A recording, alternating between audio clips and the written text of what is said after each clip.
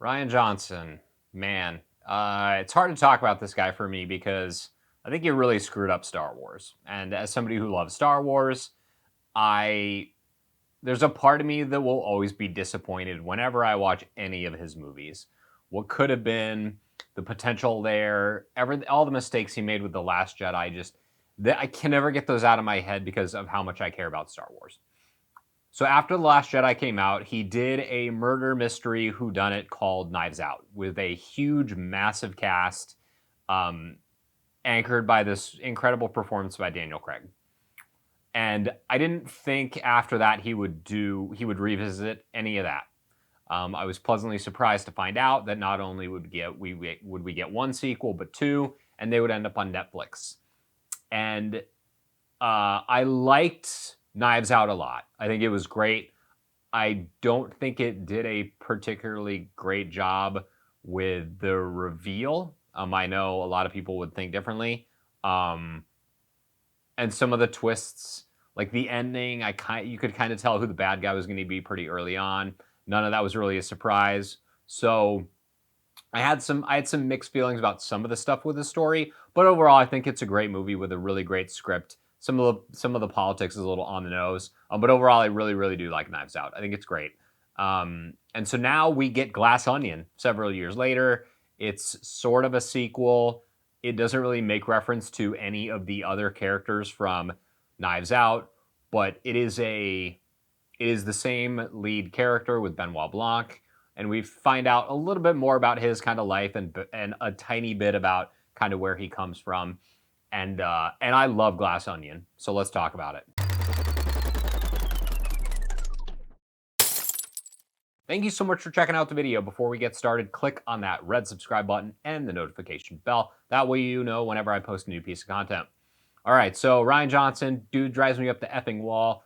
Last Jedi, hate that movie. It sucks. It looks amazing. The script is trash. Ruin the character of Luke Skywalker. F that movie. I dislike it. I have made no bones about that. I think it's one of the worst two Star Wars movies. It's up there with Rise of Skywalker in its level of being complete trash, and I don't want to talk about that movie anymore.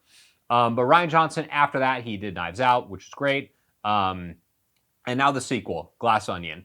The writing here is really great. I love this story more than I love the story of Knives Out. The idea of quirky tech billionaire island getting his friends together, murder mystery surrounding his death. None of this is spoiler alert. None of this is spoiler. So keep that in mind. I love that concept. This guy who has all these big ideas and these people who might want to kill him. Some of them might want to protect him. They all have different motivations and wants and needs and desires. I love that entire aspect of the story of Glass Onion. And all of that is really well executed. I think the reveal of who the killer is a little bit easy to predict. I wasn't super surprised by any of that, but I liked the journey here more than I liked the journey of Knives Out. It's not as political of a film, which I appreciate, but the script is great. The performances from the characters are all top notch. That is something you have to give Rian Johnson credit for. He really does know how to get great performances out of his actors, and that part of the movie really shines through. Everybody here is fantastic. I think the best thing about this movie is the story. I think the second best thing is how it looks. He has this incredibly distinct visual style.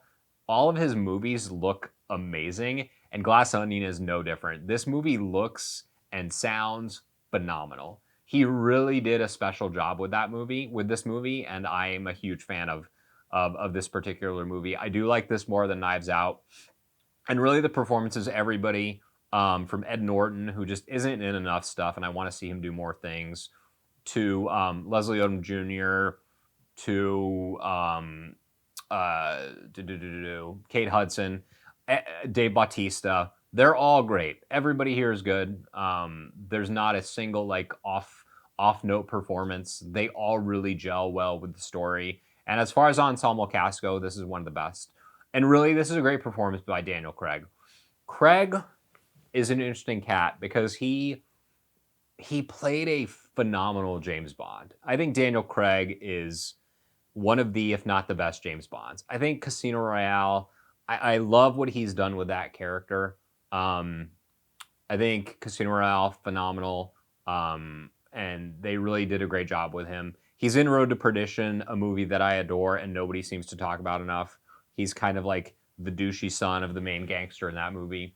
And he's great in kind of everything. And I like this character for him a lot because it's very off type. This is not the kind of character you would normally say, oh yeah, Daniel Craig should play a Kentucky bumpkin American who's also like a genius sleuth. And he is a awesome character. I think Johnson really deserves to be commended for taking a tough guy actor, putting him in a role that feels very different, where he's a guy who's really kind of physically non-threatening, and crafting this really, really cool, kind of surreal world around him. And special kudos. I can't do this review without mentioning the set design here. This is some of the best set design I've ever seen in any movie. The glass onion, which is like this kind of like structure on this island, is incredibly well done. And the set design here is just world class. This is really a good looking movie. I love the style of the mansion, the tech billionaire mansion, and all that stuff is so cool. I really do like this movie a lot. I love the story. I love the characters. I don't have a lot of critiques of it. I enjoyed this movie top to bottom. I laughed throughout, and yeah, I'm a huge fan of Glass Onion. So if you like Knives Out, I feel like people either kind of love or hate this one. But if you like Knives Out, I don't know what you would hate about this movie. I think it's a great use of the character of Benoit Blanc, and I'm really excited to see what they do next. So I like that they're also standalone, that there's not references to the other film that much. I think that's great. There's also some really good cameos here. Really, really like well thought out and good use of cameos. And they're really, none of them have a major impact on the story, and I dig that about this movie.